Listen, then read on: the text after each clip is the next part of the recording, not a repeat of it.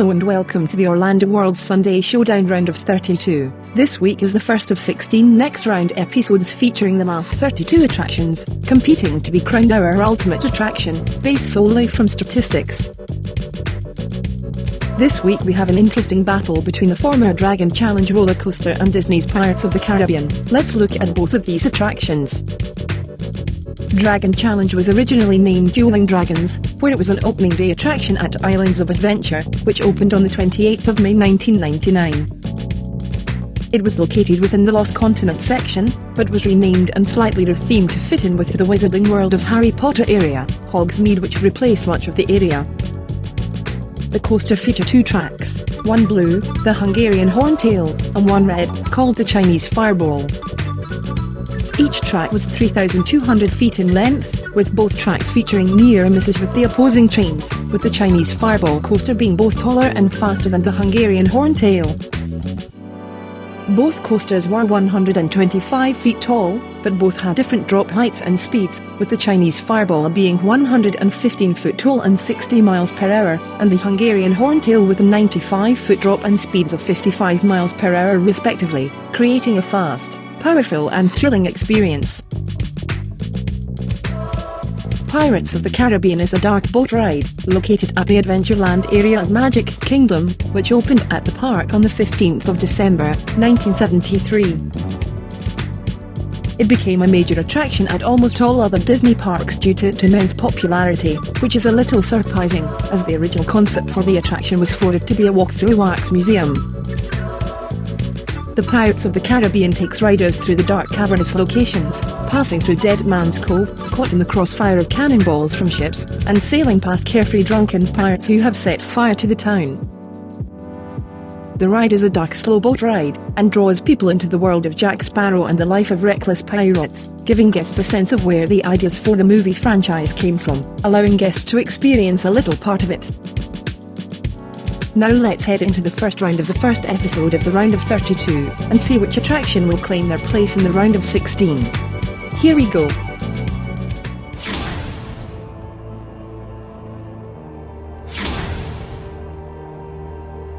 Dragon Challenge originally opened in the Lost Continent area of Islands of Adventure, themed around Merlin, where the intertwined coasters were themed to the names Fire and Ice. The ride was rethemed to tie in with the Wizarding World of Harry Potter when it opened in the park, with the theme being centered around the movie franchise. The ride featured a theme throughout the queue area, building up to making the choice between riding the Blue Dragon or the Red Dragon, with the red coaster being more popular for its height and speed, but the blue being more popular for its slightly better track layout. The pre-ride segments offered up a little bit of a backstory, but the ride queue area was so incredibly long, it was only in certain areas, and with the ride being fairly low on rider attendance in the last couple of years, a lot of the theming was missed out as you passed by a lot of it in the empty queue areas. It wasn't the most incredibly themed attraction, but it did enough to give a sense of what the attraction was all about. The Pirates of the Caribbean ride was themed incredibly well. It is housed within the Castillo del Moro building, which was inspired by Puerto Rican landmark, Castillo de San Felipe del Moro. The ride is dark and murky, drawing you into the deep underbelly of the pirating world. It creates an intimidating illusion of grandeur, but has a surprise amount of charm. It does look a little dated, but given the nature of the attraction, it appears timeless and enhances the experience a lot, with some clever use of special effects and smell machines, adding to the tone of ride's atmosphere. Pirates of the Caribbean is themed really well, and for being a ride which opened in the 1970s, it's a credit to the Imagineers that it has lasted the test of time, creating an immersive experience. So in round 1, the Pirates of the Caribbean ride takes the first point, as it offers just so much more in terms of the quality of its theme and story throughout the ride. Let's move on to round 2.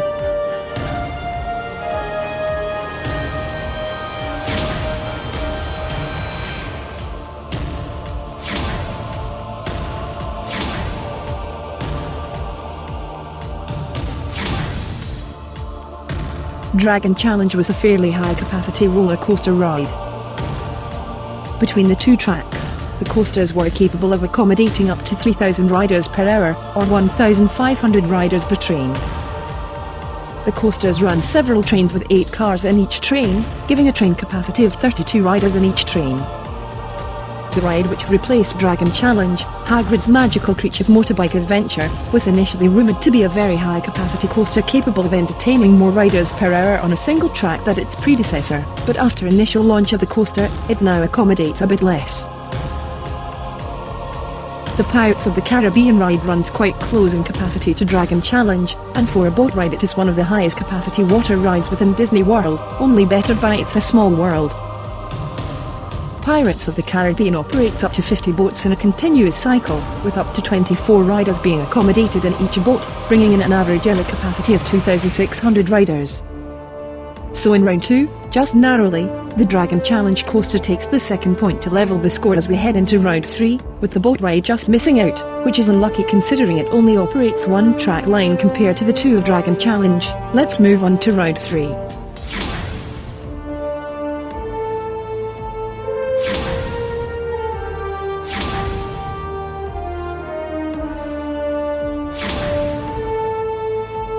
In terms of duration, regardless of which roller coaster you chose to ride, Dragon Challenge had an identical ride time on both tracks. The main difference was the layout, with one track being a few meters longer than the other, and one faster than the other. The rides were identical for duration, with only a variation in twists, turns, and the location of inversions being the main difference. The rides lasted a respectable 2 minutes and 25 seconds. Meaning that it offered up to 5 minutes of ride time if you were able to ride both coasters. The ride was quite quick, and with the near-miss sections littered throughout the course, it left you wanting a little bit more, which was fine given that you could ride the alternate track to give you a different experience. Pirates of the Caribbean, though, offered a fairly lengthy experience, although it is slightly shorter than other boat ride attractions at Disney World. The boats travelled at a fairly slow pace, similar to the other rides, but had a lot of scenery and animatronics throughout to entertain you as you made your way through the ride. The ride is often compared in similarity to that of the Great Movie Ride, with its large-scale sets. The ride lasts up to 8.5 minutes, which is actually one of the shortest versions of the ride at any Disney park, with others varying slightly with higher durations. The ride, though, is operational at a fairly reasonable time, considering it is a very dark ride. It is long enough to draw you into the story. So in round 3, the Pirates of the Caribbean comes out well ahead of the dueling coaster for being much longer in terms of ride duration, as we head into the penultimate round.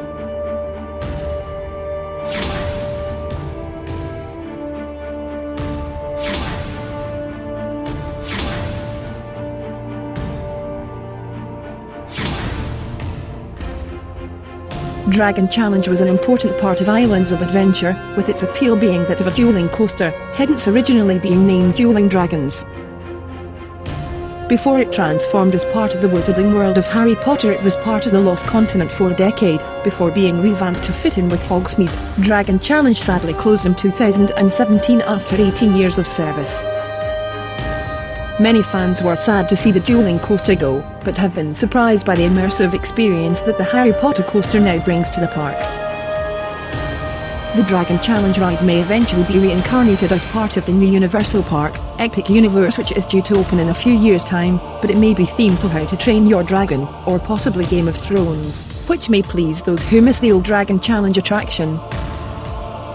With its former popularity, the coaster's influence may be heavily featured in the new attraction at the new park in the near future.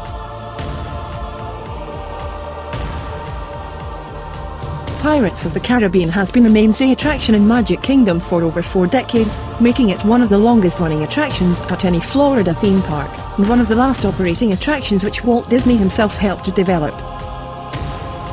Its popularity stems from its original fanfare at Disneyland in California, and was so immensely popular, but the demand for it to be cloned in Florida was too big an opportunity for Disney to turn down. For over 45 years, the ride has been a favourite boat ride of many park guests, and with the film franchise coming decades later, the ride was adapted slightly to make it more in line with the films to make it more appealing and up to date. It continues to be an incredible attraction which, although a bit rough around the edges, given its age, still generates a massive buzz for park attendees. So in the fourth round, being around for a much greater period of time, Pirates of Caribbean takes the point, going into the fifth and final round of the contest.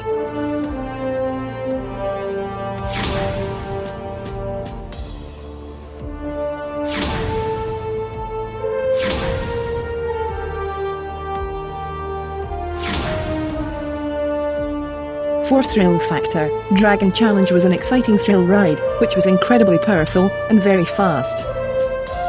The near-miss sections, where the trains almost appear to collide, added an intensity to the ride, heightening the fear factor up by several levels. The near-miss sections were altered slightly to stop the trains passing at the exact same time due to several injuries from items dislodging from riders' pockets, which did hamper the excitement slightly. The coaster did its job in providing an epic clash between two coasters, with both rides offered very different experiences. It was one of the most popular roller coasters in its time, with a high ride value, where guests almost certainly wanted to ride both tracks to get the full experience. With the added value created by the rebranding to Harry Potter, the ride offered a brief reimagining which raised its thrill factor a little.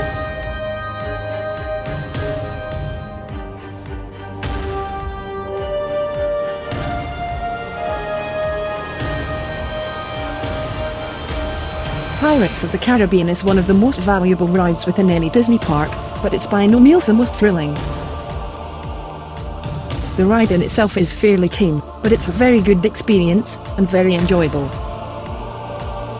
Pirates of the Caribbean does well at creating an immersive experience, given that its original concept was as a wax model exhibition. The use of forced perspective, and over 70 animatronics throughout makes it a pleasant experience, which does well at drawing you into the murky underworld of pirates.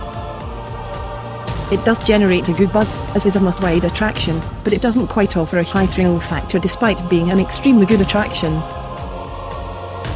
So for the fifth and final round, the Dragon Challenge attraction claims the final point of the contest.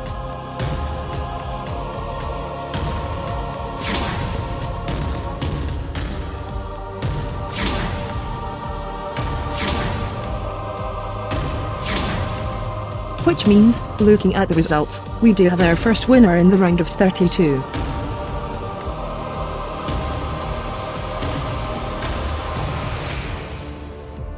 That does mean, however, that the former Island of Adventure attraction sadly drops out of the competition at the midway stage. It was a fantastic attraction which offered a lot of thrills and never disappointed. There are plans for a new dueling coaster at Universal's Epic Universe Park, which may take a lot of influence from this ride.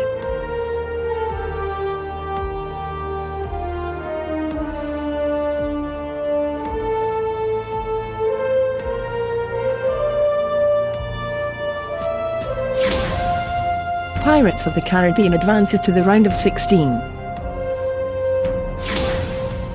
Join us next week for an interesting contest between Epcot's Test Track and Busch Gardens' former dueling coaster, Gwazi.